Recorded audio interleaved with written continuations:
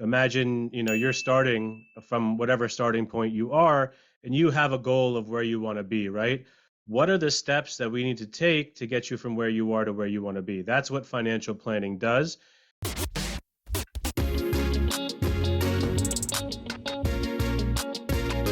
Welcome to the Good Life. What is up, everybody? Welcome back to another episode of the Good Life Visual Audio Podcast. I'm one of your hosts, Sid Misra. I got Kabi here in the building. Say what's up, Kabi. What up, though?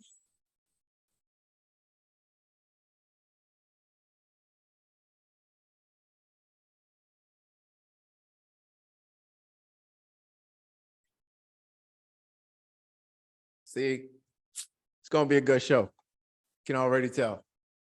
Can already tell just because you were completely muted on this side from that, but it's all good. It's going to be a really solid show. Oh, man. It doesn't Hey. Doesn't pick up any of the loud noises, right? Doesn't pick up any of the loud noises. So what is going on? Well, Come on. You got a good Zoom. I think it's your mic. I think you just got a really good mic, right? Like if you get too loud on your mic, it does some mic control. That's all. You're set up properly. Can a brother get loud? They don't want you to. Oh, man. It's all right. Well, see, brothers like myself and Stephen A. Smith, we've been told to quiet it down, bring it down a notch. You're too animated. But listen, man's making millions now, isn't he? Millions. They don't want us to win. They don't want you to win, bro. That's right. That's right. Shout out Coach Prime. We believe. Ooh. We believe. Yeah, we might have to have a Coach Prime session like every single episode because of the waves that this man is creating in college sports in the state of Colorado. Did you see that number? It said like 571. No ticket prices. No, I was talking about the money that came into Colorado for their first home opener, like to stimulate the economy. It was like a couple million. Yeah. It's like a couple million dollars. Couple million dollars. 18.1 maybe. Maybe something around there. Yeah, I don't remember, but I know it was big, and I was like, man, think about just his ability to market, how it's given life to everyone in that city, everyone in the surrounding cities, the college, all the stuff. Like, man, Coach Prime, I think we do have to start talking about him every single episode, man. It's a big deal. What we call a rainmaker. Rainmaker, all right? He makes it rain so everybody eats. I will say this, though. Coach Prime, he's not the only one out there, but I just have a problem with the products that these athletes and these folks and people are endorsing. Okay, can we endorse some healthier products? Steph Curry, you know very well, gosh darn it, that you didn't get where you are by eating Subway. Okay, stop it. No way, no how. You did not get where you are by eating Subway. Okay, Doritos. Come on. Dame Dollar. What's going on, brother? You didn't, come on. I need you to hold up your shirt for me, just really quickly, and then that'll answer the question. This is it, guys. This is it. We all know what it is. Follow the money. Follow the contract. That's what it is. I'm not saying it's bad. Guys, they come at me with the right contract, I'll sell out in a heartbeat. I'm telling you right now. Don't you dare pull this clip. Pull the whole clip when you pull this clip. Just that part, They please. come at me with the whole contract, enough zeros, and I'm signing that then. Subway, you can have it. All right? But just know, it was the right price. It was the right price. I'm just saying, man, goodness gracious. Doritos and Gatorade and all this Subway and all this Pizza Hut. Oh, man. Ash, we need to clip this up, and the thumbnail needs to be could be holding some Doritos and holding some Subway. No. They didn't pay me. They didn't pay me yet. Nope. But you Don't do do that. if the price is right. The You just price said gotta it. be right. The price is Yeah, but right. the price ain't right yet. Let's fill them up with Right that now, the price sodium. is zero. The price is not right yet. So no. Do not put my face near no Doritos or no Subway or anything. Because I also don't eat those things. All right. But the price is right. I'll eat a whole bag. Price gotta be right. Hey, follow the money shirts coming out real soon, y'all. You That's can get right, them. guys. That's right. Follow the money shirts coming out. And Right.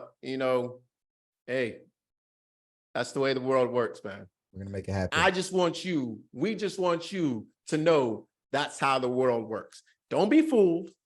Don't kids, don't go out there thinking LeBron, right, got where he is by eating some Lay's chips from a vending machine. No, he doesn't. I heard the story about Big Perk.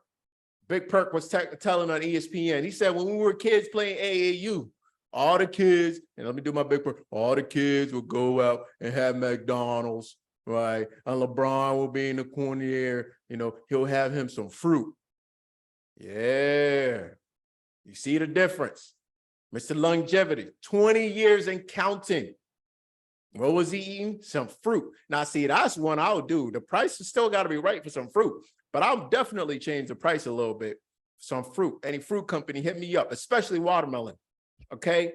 And if you start cracking any black watermelon jokes, I will laugh right on with you because watermelon is delicious. If you don't like watermelon, I don't know what's wrong with you. But it's fantastic for you. Great source of electrolytes. Great. Is there a brand of watermelon? Like, is there a brand that would reach out that is actually someone that would sponsor? Like, I feel like just the local guy that the local farmer that's got a watermelon truck. Like, don't be fooled. Don't be fooled. You've seen the Got Milk commercials, right? Yeah. Yeah. Are there brands of milk? What brand pushes Got Milk? Who the dairy industry. Yeah, that's right. So the fruit industry, get yourself together. Y'all need to come talk to me. Fruit industry, get yourself together. I'll give you a good discount. Okay. I'll give you a good discount. Dorito, that price got to be real high because that stuff is killing people. Okay. Fruit industry, come talk to me. Come talk to me. Come talk to me. That being said, can be bought for the right price. Hey, I'm just telling the truth. I'm not here to lie. Y'all, if there's one thing you know on this show, we will not lie to you. Okay. That is one thing we will not lie to you because all of these clips can be pulled. I'm well aware of that. And I always reserve the right to change my mind. Make sure you add that in there too. Add that disclaimer. This is a real funny. It's interesting that we're having this conversation even in jest, because I was actually thinking about this from one person specifically, Kevin Hart. Kevin Hart has a lot, he's a brand, right? So he has a lot of different things that he endorses. Right. But two things, he was, I think it was Chase Financial Literacy that he was pushing. And then he's just Chase, right? It was Chase, but like he was doing some stuff in like the community with like financial literacy and education. Like he was something on that side. Right. And then DraftKings, which, right? And I thought about this a couple of days ago, like, would I be in that position? Because I've actually, in my own current personal life, right, I've turned down products or companies, not big scale, right, but products or companies that would promote consumerism, right? People would approach me about like, hey, right, MLM network marketing type stuff, right? Like, hey, join my company because this is what it does, but it promotes like spending or promotes, travel rewards or like spending, consumerism. And I never jumped on board specifically. One, I probably wasn't too thrilled about the company, but two, it just goes completely against my message. Like I'm trying to teach people how to save, how to like work themselves out of debt, how to not be consumers. So then to have something that I monetize on the other side where you're rewarded for consumerism, it always rubbed me the wrong way. So even though it's on a smaller scale, I still have never gone down that path. But again, it's interesting to see how a guy like Kevin Hart would do that. Hey, right, financial literacy, we need this. And then it's DraftKings, right? Get $100 to bet some money on this, right? Which is clearly gambling and a waste of money for most people. So interesting to have the conversation about where our values or where our, I don't know if it's just morals or values, where that takes us in kind of our financial life. So really the conversation is at what price will you be bought? Because most people, I'll say almost everybody has a number, right? And Kevin Hart is not pushing financial literacy. He's pushing Chase. And also on the side might be pushing financial literacy. Most of the commercials I've seen for Kevin are all about credit cards. Okay. So yeah, you know, maybe it helps him balance out his consciousness night when he pushes a little bit of financial literacy as well. It's like the company that pollutes the ocean and that says, listen, at least our employees every Saturday, once a year, will go and save some penguins, right? Yeah, okay, got it. Does that work? All right. Yeah. And people think this is the age of AI. It's actually the age of gambling. Oh, for sure. This is actually the age of gambling. All right. What we see now, and you know, I more so pay attention to the conversation around sports. It is infiltrated every segment, everywhere. And they are just essentially fighting for territory, right? They're fighting for territory. They being DraftKings and I forget who the other one is, but FanDuel, right? Yeah. They're fighting for territory. And it's very interesting to see kind of the outcome of that. It is. It is. It's a great segue, though. Since we're talking about gambling, let's go into our segment we call 2x2. 2x2. Today on our 2x2, today we're diving into the world of cybercrime and high-stakes money heists. Recent cyber attacks on major corporations like MGM Resorts, Caesars Entertainment, and even the household giant Clorox have made headlines in the business world. With technology and AI rapidly advancing, how often can we expect these digital heists to happen? And what can businesses do to protect themselves? Coach, what's your take on this? I find this to be very interesting on two fronts. One, in terms of something we always talk about, which is what makes sense this day and age as a young person coming out of high school. What are the things that you should be paying attention to? And what are the things that you should be studying? What is worthwhile in college, right? What are the degrees that's worthwhile in college? And I think this is one of the ones, cybersecurity. Because it's going to continue to grow as our world becomes more and more cyber, right? It's more and more based on the internet. So that's number one. Number two, you know, the one that I think is a little bit more interesting for me is I find, you know, the use case or the case study for digital currency, right? Which is that it's easier to transport, perhaps even safer, et cetera, et cetera. I think we're starting to take a step back and consider, is that really true? Right. I remember watching a couple of years ago, maybe in 2020, a debate between one of the biggest gold bugs, whether it be, I forget his name, but Frank something. And then one of the biggest proponents of specifically of Bitcoin, right? And they were going back and forth. And one of the biggest things that was said was, well, you know, what about the security? If you have all this gold, you can be robbed and blah, blah, blah, blah, blah. And I'm thinking to myself, I'm pretty sure there's people out there that can figure out how to take your money if they really want to. And quite frankly, most people, they don't even say, it's not even a threat from the outside. It's that they forget their password. and they lose thousands of millions of dollars. And you're thinking, oh, that's tough.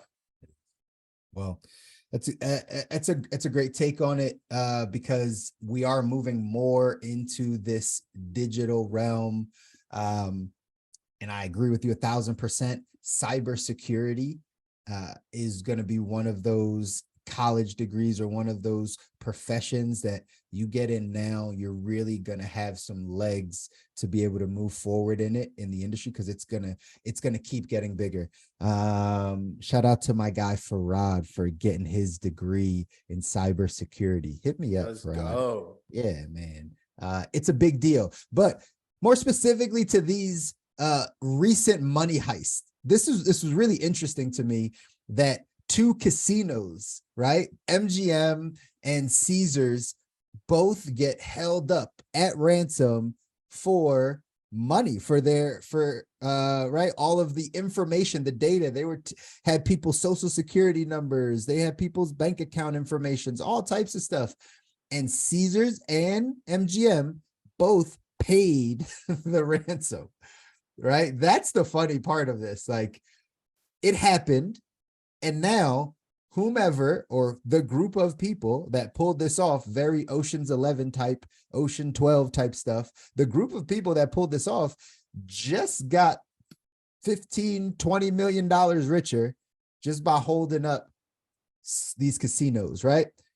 I believe it will trickle down to the little guys. I believe that, like, if we see this at the highest level, sure, there's some of the people that are just like, oh, let's go after the big dogs. Let's go get the big money, right? Let's put it all on the line because, they got all FBI, all types of stuff probably like out trying to figure this out. But just as easy as that might have been, it's going to be so much easier to come after middle America. It's going to be so much easier to get someone's credit card information. It's going to be so much easier. You might not hold someone at ransom, but like, you for sure are going to, at some point in our life, probably get hacked. We've all probably been part of a breach or something like that. I think it's going to be super prevalent. And I think it's something we got to pay attention to. Like you said, this cybersecurity industry has got to pick up. Anybody that's out there that's investing or building a company in the cybersecurity space that helps middle America, like helps the average ordinary family put something in place, hit us up, because I'd love to invest in something like that. I don't know that there's anything out there that actually is easy to understand and will protect us. But if you're building something like that, let us know, because I think this is a big deal. Big deal. That's a good point. Great take. I will say this though. I do not think it's trickling down to average American or middle America. There's just not enough money. It's not worth the juice is not worth the squeeze. Maybe the high net worth individuals, sure, I could see that.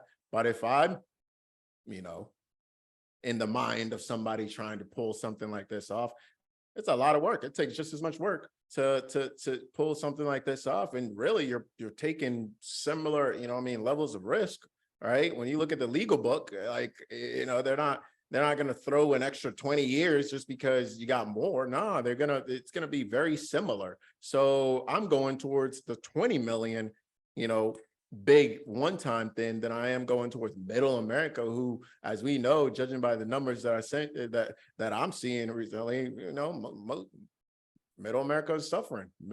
There's even a question if there will be any middle America anymore. Absolutely. So yeah, I don't think there's enough juice there for the squeeze. That's fair.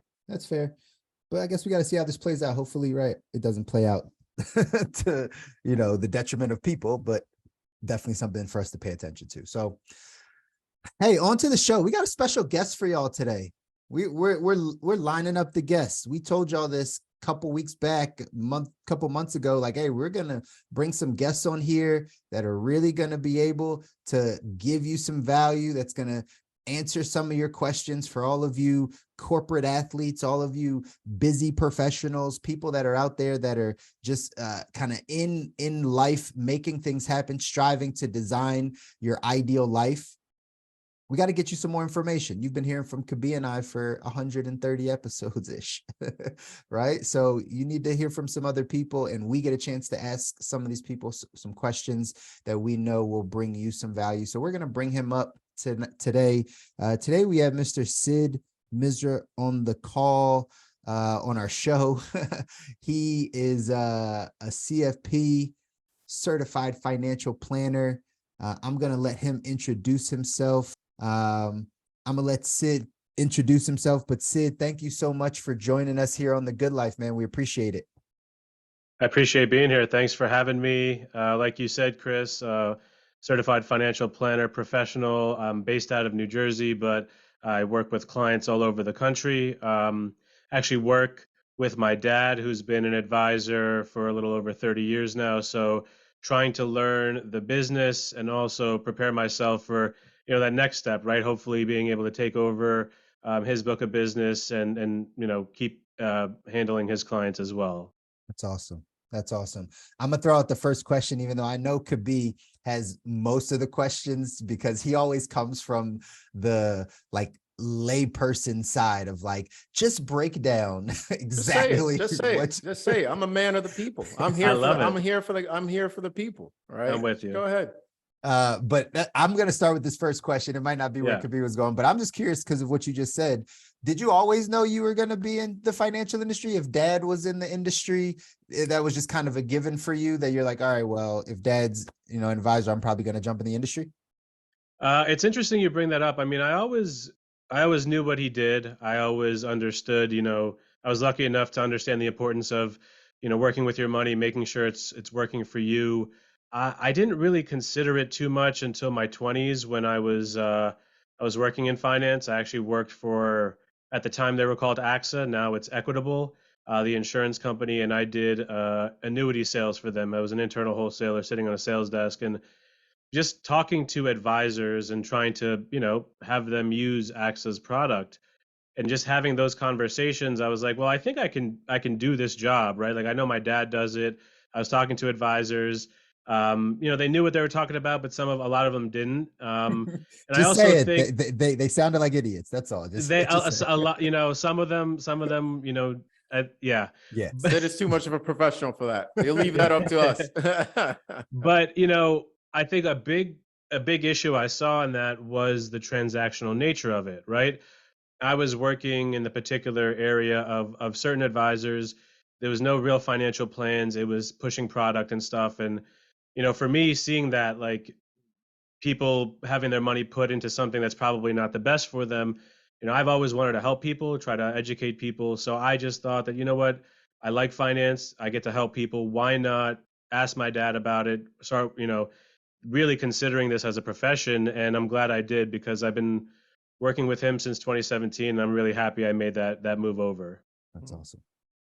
Sid, it's a pleasure to have you. Thank you so much. I think this is a very important topic because what I find, I'm in my early 30s. I have lots of friends in their early 30s as well. And what I find is that we have no idea. We literally do not understand. I find friends, we're having conversations. I don't really drink beer or anything, but we'll have conversations just over the phone or whatnot. And people are just throwing around concepts and throwing around titles and throwing around, I have a friend who's a surgeon. I have a friend and they're like, yeah, I have a finance guy, right? It's like, what does that mean? Right. Right. So I'm going to ask the questions, right, that will clarify this stuff up. So you say a certified financial planner. Can you explain to a fifth grader what that is and how that differs from other players in the financial space, such as a CPA, such as other, like, what is the difference? All right. And to a fifth grader, so a fifth grader can understand. Sure, sure. So like you said, CFP is Certified Financial Planner. We specialize in coming up with financial plans, right? So imagine, you're starting from whatever starting point you are, and you have a goal of where you want to be, right? What are the steps that we need to take to get you from where you are to where you want to be? That's what financial planning does. And we're looking at all the different parts of your finances. It's not just about the investments, which are, the exciting part that everyone loves to talk about and rates of return and things like that. We want to make sure that we're looking at the other parts like, taxes and what are those implications? Do you have enough insurance coverage? How are you managing, the estate going forward? There's a lot of different pieces that we want to make sure that we're looking at. And again, it's about getting you from where you are to where you want to be. The difference between that and, let's say, a CPA, for example, CPAs are the accountants. They're looking, at what happened, right? They're looking at the money that you made. If we're talking about individuals, they're looking at the money that let's say you contributed to an investment account, a retirement account, the taxes that may have been paid out during that, the distributions, and how does that affect you for the year that you're filing. The difference is we're more forward looking. We want to make sure that we're looking at your tax implications, not just this year or next year, but how is it going to affect you 10 years from now? A big part about investing is people always talk about, how am I investing, where are the different things, asset allocation, right? Stocks and bonds, right? There's another one called asset location. Is this account a pre-tax account? Is this a Roth account? Is this a traditional account or after-tax account? Excuse me. Um, those have different tax implications, and if you have your money in them, how does that affect you being able to live your life, take money out? And so we want to plan for the future. We're looking at the past and what you did, but we're also planning the steps ahead in the future. I love that. I love that. That's probably one of the more clear explanations we've gotten on the show. So I appreciate that. So Thank you. let me Thank you. follow up just briefly there. When should somebody talk to you? Right. Because we have I have lots of friends who feel like they're not making enough money yet to talk to somebody like yourself or even a CPA. They're like, when how do I find one? When do I talk to one? What level of income should I have? Should I even have these accounts? When should I get these accounts? Right. So when should somebody come talk to you? I think if you have questions like that, I think that it's a great first step, right? Having at least a conversation with somebody, getting idea one of who they are, what kind of professional they are. Are they actually looking at your finances through like that overall lens, financial planning and all the different parts, or are they trying to sell you something? Because you're going to run into those kind of professionals as well. And really, again, if you have questions like that, I'm making good money. Am I doing enough? Am I putting my money away in the right way? If you have those questions, it's, I think, a good idea to ask for help, at least have that conversation.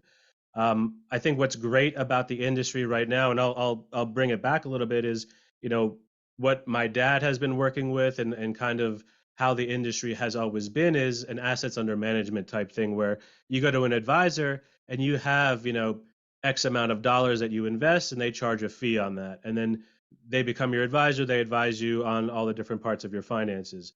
What happens if you don't have that kind of money going forward, or most of your money is in a company retirement plan, you don't have access to that? What I think is great now is younger advisors, technology is out there. There are subscription based plans where you can pay monthly or quarterly. You can find ways to get different tiers of service, so maybe the amount of service or help that you need, you don't need to be paying a 1% fee or whatever that may be for the big time advisors, right? So I think there's a lot more options out there. You just have to kind of figure out what works for you and what advisor works for you.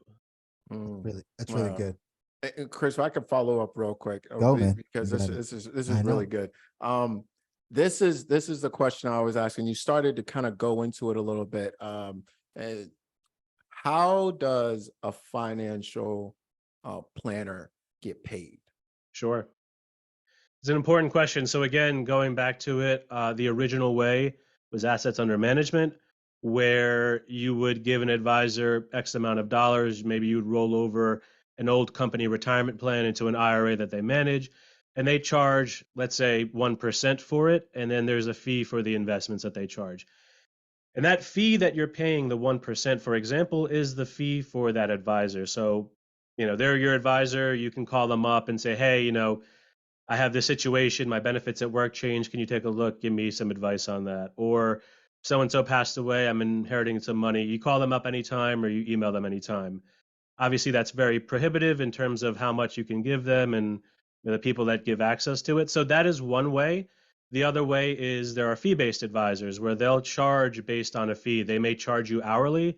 They may put you in a subscription service where you're paying per month or per quarter, and there's kind of a designated or like defined amount of service that you would get. And if you're looking for more service, you pay more to move up in the tiers, right? Almost like paying for a streaming service with ads versus no ads, right? So you're paying a little bit more for that extra service. And then if your finances get to be even more complex, then maybe you go to the AUM model, assets under management, or something like that, a combination of both. Um, what I offer as a financial advisor is a little bit of both, right? We do mostly AUM business where we bring on clients, but if they don't have the assets, they still need the help. We can do a subscription service and charge them quarterly. And then there's also the products, right? There are certain products that we may recommend based on the client's needs and their financial situation. An annuity, for example, unfortunately they get oversold. But if you're the right client, you need income or something like that, we may recommend that. And if it's suitable for you, if it's, in your best interest, then you may go forward with that, and we'll get a commission off of that. Mhm. That's good. And I That's think good. that's a great question. Sorry, I think Yeah. it's a great question, and any advisor you talk to, you should absolutely ask them how they get compensated, how that works. Yeah. Absolutely. Thanks for breaking it down. Those Chris, I got a couple more, but you go ahead. You go No, ahead. keep Go ahead, listen, brother. Go keep ahead, keep it brother. rolling. I would add commentary to that, right? Because what Sid said is 1,000% right. And again, I appreciate the way that you broke that down, Sid, because a lot of times, first and foremost, people don't know when to go talk to a professional, right? Like that's normally the first step is like, Yeah. when do I go? And this is a common thing. I've said it, you just echoed it. It's like if you're already thinking about it, go talk to someone, right? Like if you have the question, go sit down with someone. I think what happens is a lot of people just have fear, and could be, you have said this on a previous show, right? Like people just have fear of like, am I looking stupid? Like, I don't even know what question to ask. Like, how do we open that up? And Sid, I'm sure you can speak to this, right? When you sit down with a good financial professional, CFP, financial advisor, financial coach, whatever it's going to be, like we know how to open you up, right? Just like a doctor, like you don't have to come to us fully prepared. We'll know exactly what to ask you, how to guide you down the path so we can get some of those answers out. But I think a lot of people are just fearful right up front. Is that stuff that you see, Sid? Yeah, I mean, I think it just takes time, right? You'd be surprised at sometimes the lead time, and I think that's why it's hard to also be an advisor, right? You may have a Mhm. conversation with someone, and then they go kind of quiet and dark for a little bit, and then a year or two later they come back. I'm It ready. doesn't mean that the issues, right? But it doesn't mean that the issues have gone away. Right. They may have just gotten to a point where they're like, you know what, it's getting overwhelming. I know I need help. Or there's some sort of event in life, the birth of a child or marriage or death of a family member, where they're like, or a neighbor, right? Like we've had a situation where it's like, oh, my neighbor passed away. His family's finances are a mess.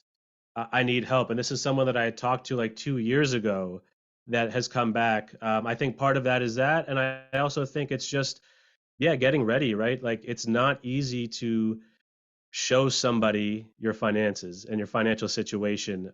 It takes a lot of humility, and I would say it takes a lot of courage to do that. I'm very, very appreciative of the fact that people trust me enough to do that, to have an honest conversation, to say, hey, look, this is where I am.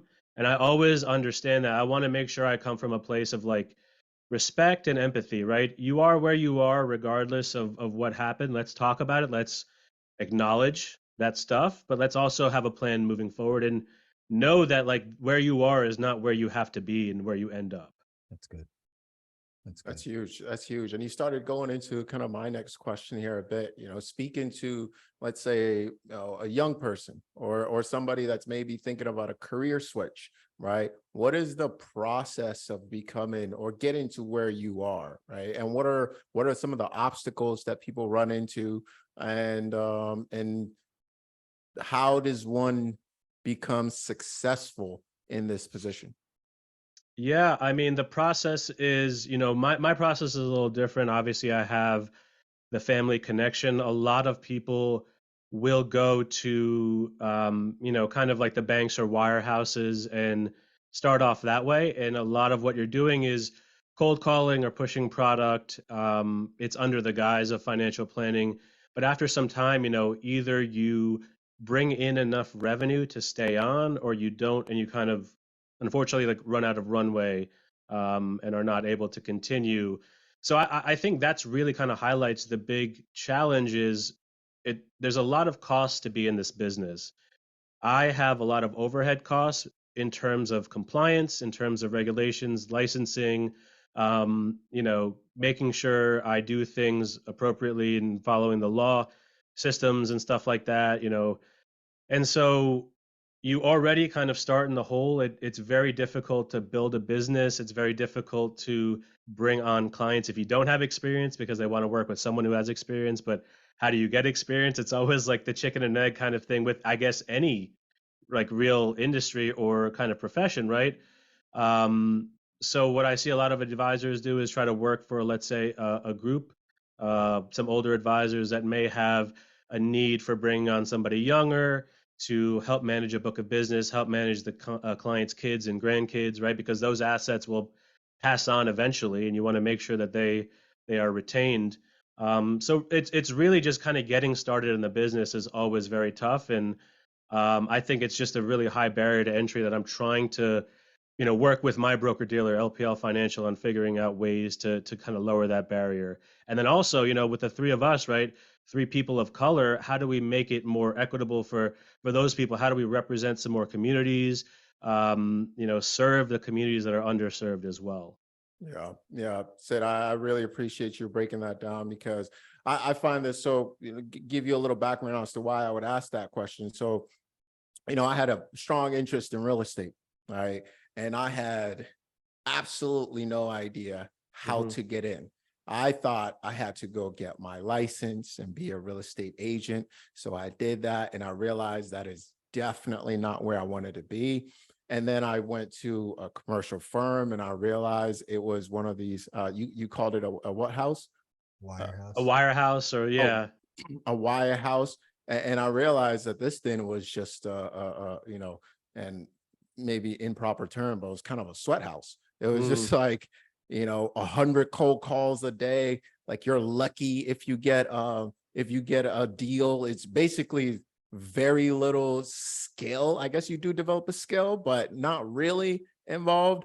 And I look left, I look right, I look up, I look down, and all I see is people who don't look a lick like me, right? hmm. And I'm thinking to myself, how am I going to break through this system? And by the time you get to even anywhere near making income, you've already, you've spent years, right? Years. And how do you take care of yourself at that point? And I think a lot of young people do not I know if I didn't understand this, because I was very proactive as a young person, I was very proactive.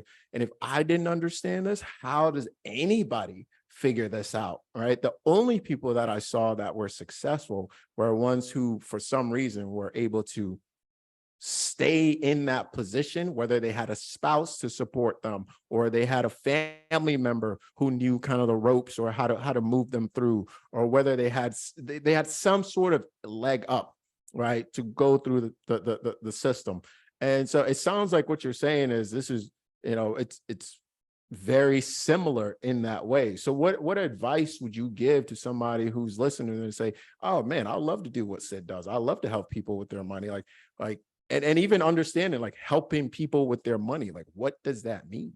And what path do you go to help somebody with their money? Like, do I need to go study economics in an undergrad? Do I not even need any undergrad? Like, what does that even look like? So I know that's a lot of stuff to throw out, but I think that context is very important because there are a lot Hmm. of people that are going to watch this show and are watching this show that have those sort of questions. So I Sure. love for you to dive into that a little bit more.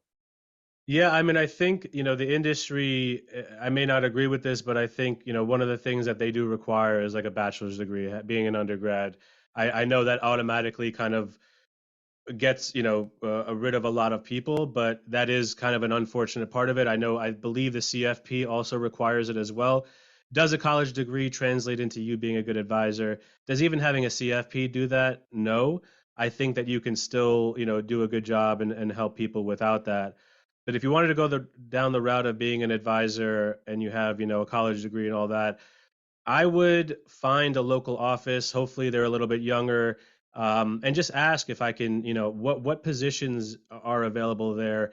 Do you have a need for a junior advisor? Can I watch how you run your business and service your clients and bring on new business? Can I help with when you build financial plans? You know, I'm young, right? So can I help with the marketing aspect of it? You guys don't want to deal with social media and putting out that stuff, and I have no problem writing it and getting it all compliant approved and doing all that stuff. I think going about it that way would be the best option because you get to learn, you get to kind of build new skills. One of the things that I really love is I create a lot of content. I have a YouTube channel. I post on LinkedIn.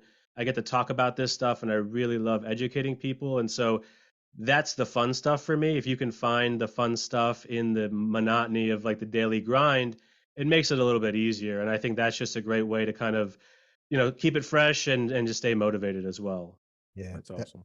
no, that's really good. And to that person that wants to be in the financial industry, I think that's, finding someone local, but also, right, just in addition to that, just finding people that you trust. Like there's enough people in now that put out content in the financial industry, right? Yeah. That you can connect with someone, and whether they're doing exactly what you want to do, or they just have connections with people that are doing maybe something that you want to do. It's really about the relationship, right? It's really about, do I trust this person? Like, are they easy to talk to? Do they look like they're kind of stuck up, or do they look like they're cool and down to earth? Like, would I get along with this person?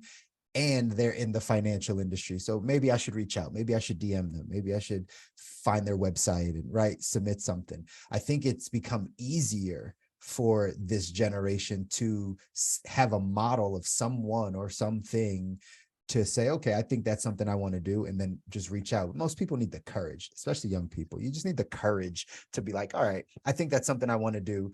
And yeah, know that, again, Sid said it, like, you may need a bachelor's, but it's no specific bachelor's, right? Like literally, it's like you could have any type of college degree and then put yourself in the financial industry, get another series of licenses, right? And take a minute to talk about that, Sid, because I mean, I know a little bit on that side of, like, your series 6, 63, 65, 7, right? Those things. But talk a little bit about like what those licenses are versus what a CFP kind of cert is.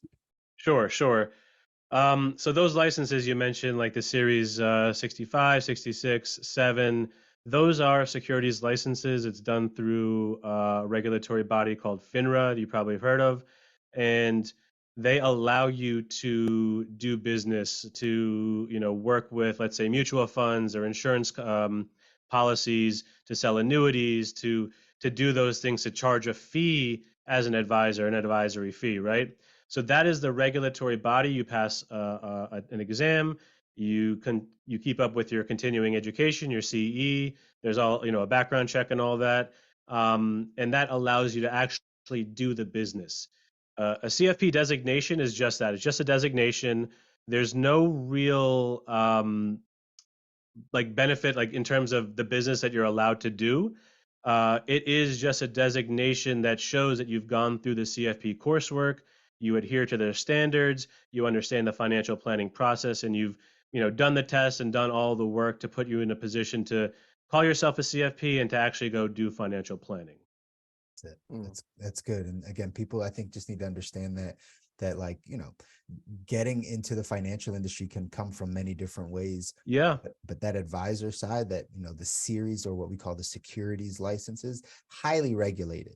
Just so everyone knows, right? Highly regulated. When Sid talks about compliance, right? A lot of people don't know this. This is kind of the nerd stuff inside of the industry, right? But like, there's people, or regulatory people, that oversee what communication an advisor has with the world, right? So Sid can't put everything out on social media, right? He can't say everything because it's not compliant. Matter of fact, Sid, probably, right, if you want to explain it, like, you have to run things through them before you put it out.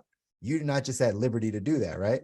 Yeah, in a lot of ways, we have to do that. There are rules on the language we use, saying the word guarantee or best, for example, right? Like, there's a lot of different connotations with that. But I think to that point, which I find very interesting, and I want to remind your audience, I do this for a living. I'm a licensed professional. I get paid to do this for my clients. I am in a very regulated space, and I have limits on what I can say. If you go to TikTok, you go to Instagram, there are people that say whatever they want to that are not licensed professionals. And I always found it interesting that the ones who actually know what they're talking about are almost muzzled in a sense. Right. And the ones who, aren't, are just going on, social media saying whatever they want to without any sort of repercussions. And people believe that. It's tough.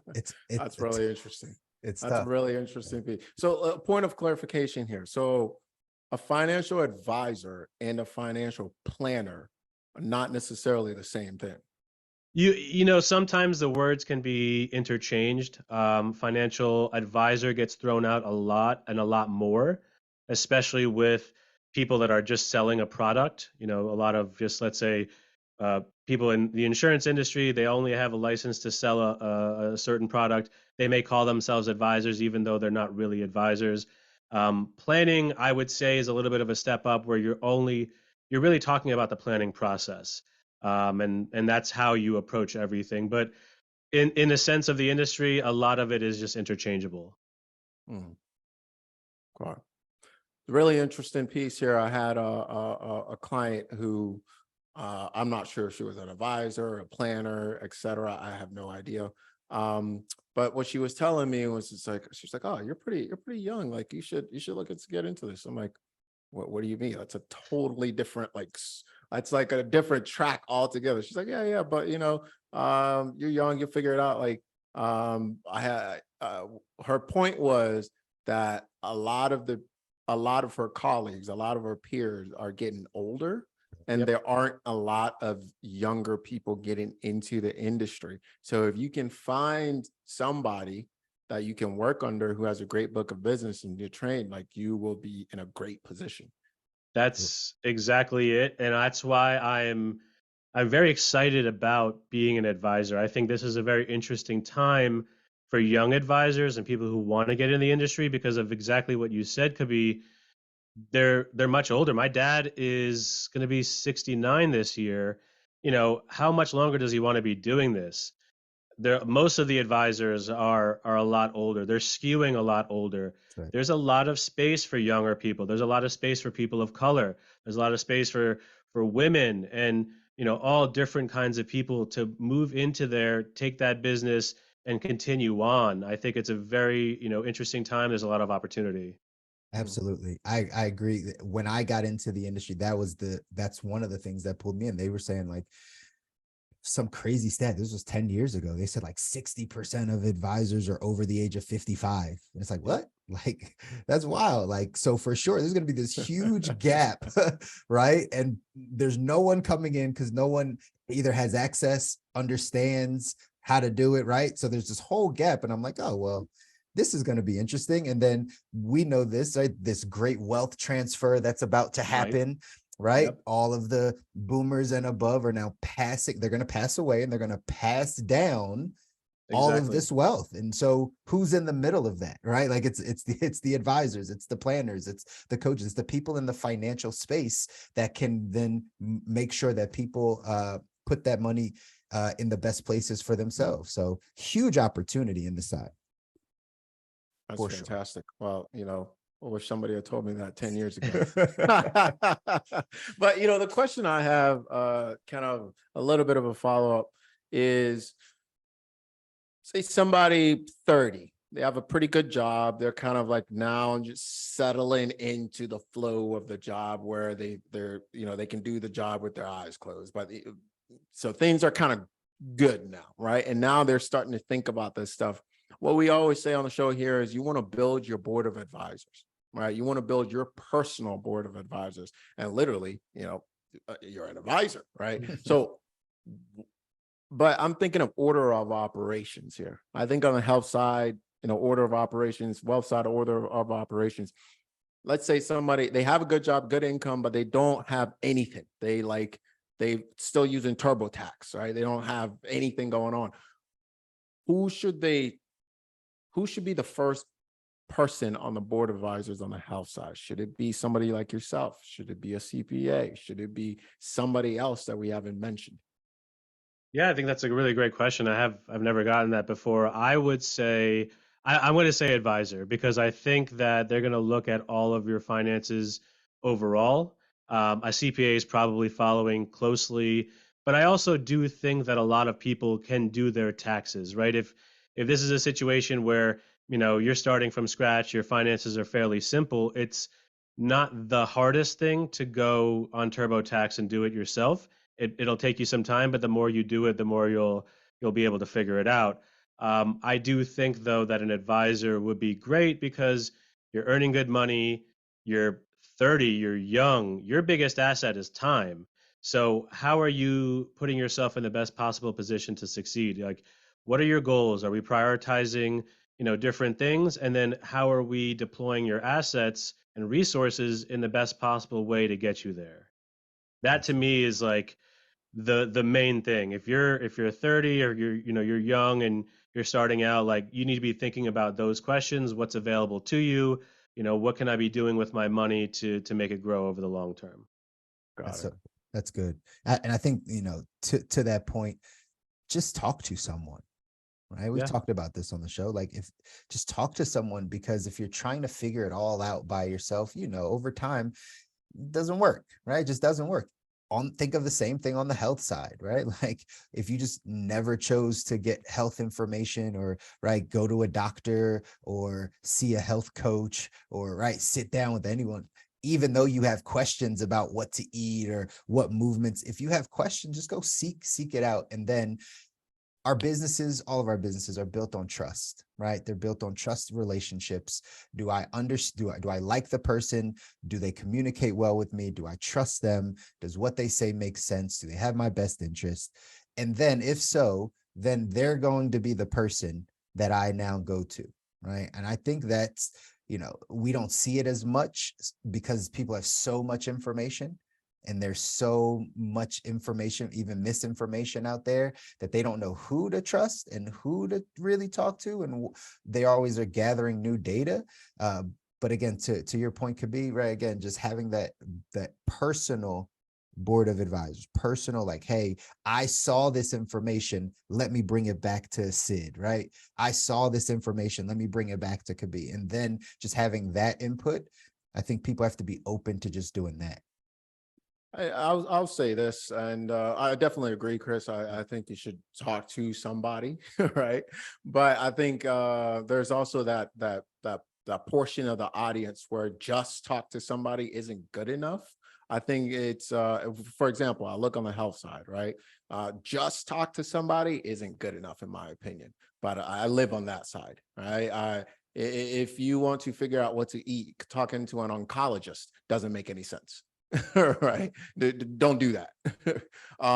So I think there is an order of operations that does kind of make a little bit more sense. Why, if you are just starting out, you don't know, you've never talked, you should probably talk to me first. Yeah. I'll be honest. You should probably talk to me first, and I will guide you in terms of like, who else should be on your board. And then I probably know other people that I can introduce you to, which leads me to my question as well too. I mean, Sid, if I come to you first, I'm assuming you can say, oh, okay, based on this situation, you should talk to this person that I know, then trust and have worked with. Is that the case?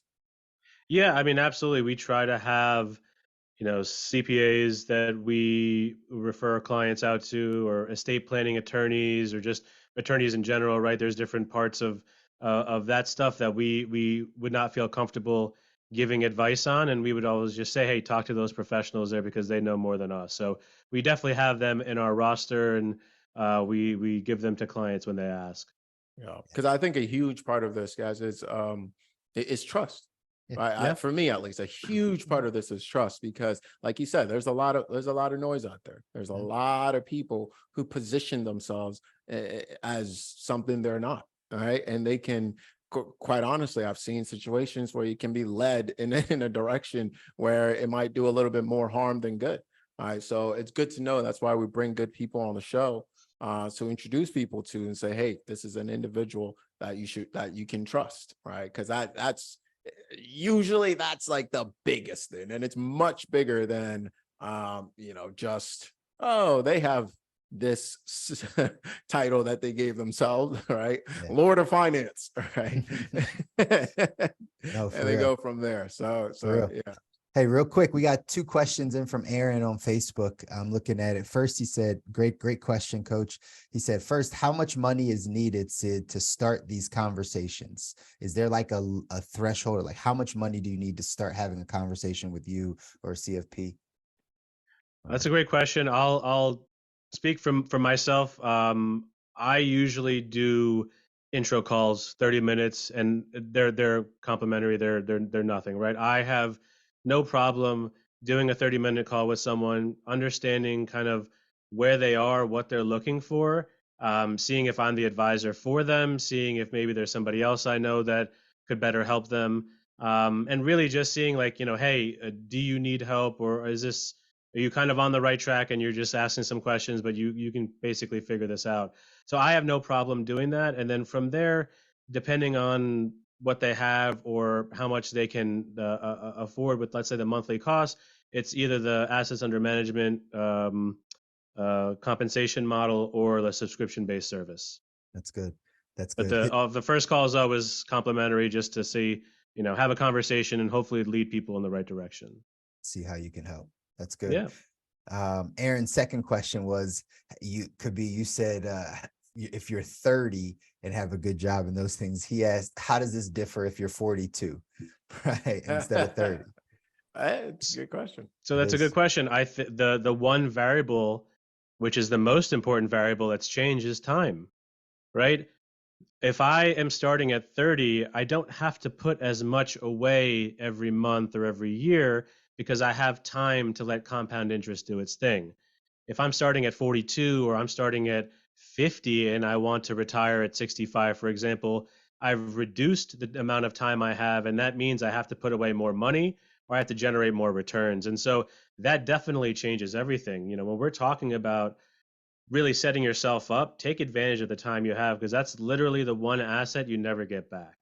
Huge. That's Awesome. huge. We try to tell people that all the time. So, Absolutely. could be, you got anything else? Because man, Oh man, Sid, I'm gonna have to give you a call. Please, please. Yeah, absolutely. And guys, if you are listening to this, or whenever you do listening to this, definitely give Sid a call. Get that, at least have that 30-minute conversation, and you'll be able to point you in the right direction. Obviously, you always have us here on the show, but thank you, Sid, for being here and breaking this down. I think it's one of those things I always tell Chris, is like, dude, you live this. Like, you got to understand, there's a lot of people out there that have Right. no idea. They don't no idea. So it's really important, and I'm just grateful that you took the time to come on. I know we have a couple things, closing things in terms of Yeah. things that you're working on, that we definitely want to get into. And I'll let you and Chris get into that. yeah, just tell the people, Sid, like where they can find you. Again, I know we connected on LinkedIn and you're very active over there. But also now you got some YouTube, you got a YouTube channel that's growing, and you got a nice new show coming out. Talk to the people about what you got content wise. Yeah, absolutely. So LinkedIn is definitely a great place to find me, Sid Misra, CFP. Also, sidmisra.net is my personal website. Find out a little bit more about me and who I help and what I do. Like you said, Chris, YouTube. I've been putting out videos, every week for a while now, just trying to educate people. And I have a new series coming out. I recently got engaged, and so I am putting out a series that's called Love, Marriage, and Finances, and it's going to basically talk about how do you approach those conversations, how do you merge your finances with your partner. It's something that it just happens, people get married, but the conversations about the behind the scenes and how things logistically work out, I feel like they lack. And so I thought this would be a unique opportunity, since I'm going through it, to try to educate people on this process, right? Discussing with your spouse the goals that you have, the money history that you may have that has caused you trauma, how you view the different things, what your values are, how do you actually merge your finances, all those different conversations, prenups, and how to protect your assets and yourself, right? Those are conversations that need to happen, and I'm hoping that this series kind of generates more of those and makes people more comfortable about having them. Absolutely. I think that's going to be a fire series. You told me that off camera, and I was like, that's going to be amazing. Right. Because again, my wife and I are in business together. So like, we see this all the time. We Yeah. coach couples and we see these conversations, people just coming together. I mean, people in marriage for a long time and still don't have these financial conversations and understand how to talk about it. So that is going to be huge to all the listeners, right? Like, make sure you are following Sid over on LinkedIn. Make sure you're subscribing to his channel over on YouTube, and definitely, right, turn those notifications on as he drops this new series. You can get in there, right? Leave him some comments. I'm sure it's going to be incredible value, specifically also because he's going through the process. So this is going to like hit close to home. So Yeah. the best content is the most authentic content. So we appreciate you taking the time and jumping on and sharing this value with the community, man. Thank you so much for having me. I really appreciate it. Absolutely. Absolutely. All right, guys, we'll see you next week. Thank you for this time. And until next time, peace. Thank you for tuning in to another episode of The Good Life. If you enjoy this episode, please take a moment to subscribe and like our channel. If you have any feedback or suggestions for future episodes, please leave us a comment down below. If you're listening to the podcast audio version, we appreciate you just as much. Thank you for tuning into The Good Life Show. We believe that everyone has the potential to live their best life, and we hope our show helps you get that one step closer to achieving your goal. If you know someone who would benefit from our show, please share it with them, and thank you for your continued support. That's it for another week's episode here on The Good Life. We'll see you next week for another inspiring conversation.